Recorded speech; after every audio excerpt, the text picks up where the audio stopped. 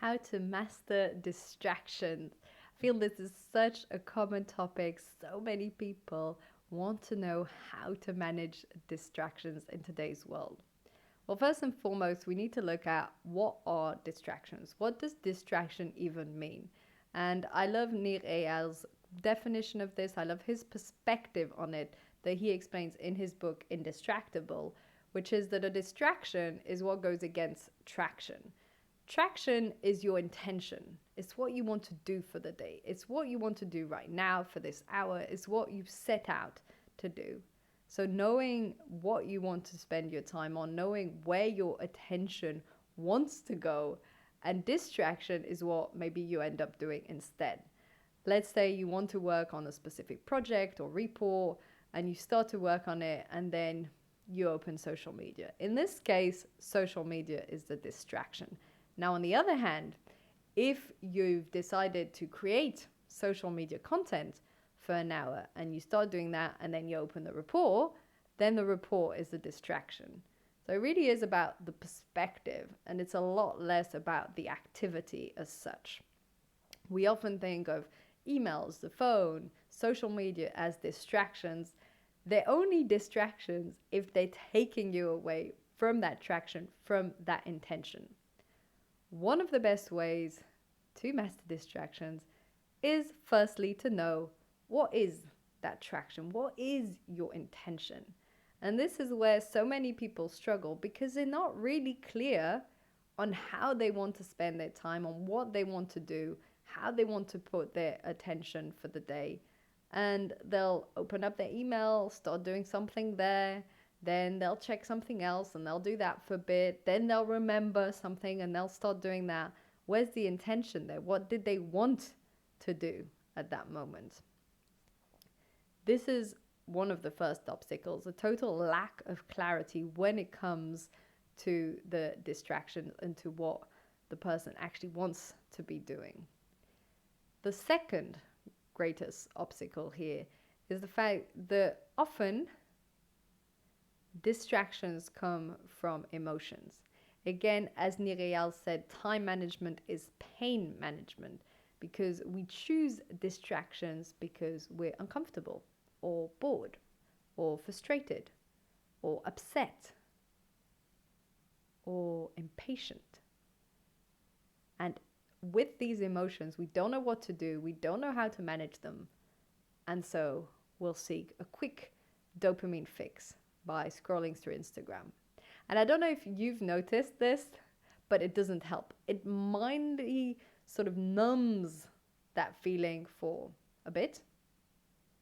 And then it's so much harder to get back to work or to get back to what you're doing. You just want to continue scrolling or open something else up. And it doesn't really feel satisfying. It doesn't really work, except that on the moment it distracts you a bit from that thought or that pain or that emotion. But there's a greater consequence to this. That is that as you're not processing these emotions as they're coming through, they start to bottle up. And you get more and more and more because you're not processing them as they come in. If you received an email that annoyed you in the morning, you felt annoyed, and then you went on social media, and then your boss sent something, and that frustrated you, and then you scrolled through your emails, and then a friend cancelled on you for the evening, and you felt upset about it, and then you arrive back home in the evening, and you're in a bad mood, and you don't know why. Worse than this, it can bottle up over days and months, lead to burnout, lead to overwhelm, lead to depression. And all that is lack of confronting these emotions. So the real issue with distractions isn't lack of productivity. Yes, you lose a bit of time, you lose some attention, you don't do your best performance at work. The real issue is the emotional instability that comes from it. Because you're not confronting these emotions, because you're not processing what's going on in your life, then it adds up. What's the solution here? What can you do about this? On the moment, when something upsets you, when something makes you sad, upset, annoyed, frustrated, impatient, bored, confront it. Don't avoid it. Don't feel that urge. Pause. Breathe. That's it. I guarantee problem solved. Obviously, it's not that simple. Some issues can take a while to process depending on the magnitude. But all you need to do is to pause. When you're about to answer that email in anger, when you're about to respond, when you're about to check your social media, your phone, whatever it is, pause. Breathe. Look what's going on inside. See how you're feeling. Why did it bother you so much? Why did it trigger you? Maybe go for a mini walk. Drink a tea. Don't go on your phone. Don't go on social media. Don't click frantically everywhere on your computer or your tablet, or just be. I guarantee that if you're able to master this ability of pause and to master this ability of dealing with that discomfort and those emotions that are coming through, you'll never be distracted. This idea of you can use tools, fantastic. You can use all these different tricks and tips. All you really need to learn is to be present with your emotions and to breathe through them and to accept them and not run away. And I know that when you're listening or seeing this, it rings true, because I remember when I first heard this perspective and I thought, yes, of course. Every single time I get distracted or do something else, it's because of that boredom, impatience, I'm not getting into flow, frustration, lack of clarity. So that's the only tip, that's the only trick. Why do so many people struggle? Because they built the habit of distraction. They need to change that habit. And because they're not used to pausing. We're in a world that's so fast-paced, constant motion, constant go, go, go.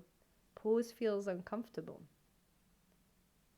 And if it's something that's quite heavy to digest, you might get a call that really upset you, or something that you really wanted it to work out and it hasn't worked out, or get some feedback that was also upsetting, then the pause might take more than 2 minutes. I need to get up again, like I said, go for a walk. Maybe sometimes even there's a big mental shift or transition in your life and you need to take a week off or a few days off, or block your weekends and go for a long walk in nature. Some pauses take time depending on what it is, because going through these emotions can take some time. Well, this is really how you become indistractable, through this presence, through this ability to confront the emotions, to confront those thoughts and not escape it. If you think about it, if you look at the definition of distraction against the traction, then you can see that it's a form of escapism. And we know that. We know that we're escaping when we're distracting ourselves. And instead practicing to come back to the present, to come back to whatever discomfort there is. And I feel that today's world is a world of distraction, because people are avoiding and escaping mild anxiety, depression, lack of meaning, all these sort of things that are popping up and that are so big and so uncomfortable that people just choose to evade. Don't. You're missing out on life. That's not how you want to spend your time. That's not how you want to place your attention. It's not just about the work performance. It's also about how you want to spend your time when you're off. If you're with your friends and family, you want to be fully there, not scrolling your phone at the same time. You want to give people that you love and care about all of your attention. So don't escape. Use that time and attention in the way that makes you feel good, in the way that you want to spend it. The biggest distraction of all is that necessity to escape. Once you master that, you'll never feel distracted again. I hope you enjoyed today's episode. I know I didn't share all the usual tips and tricks. I've shared them many times before.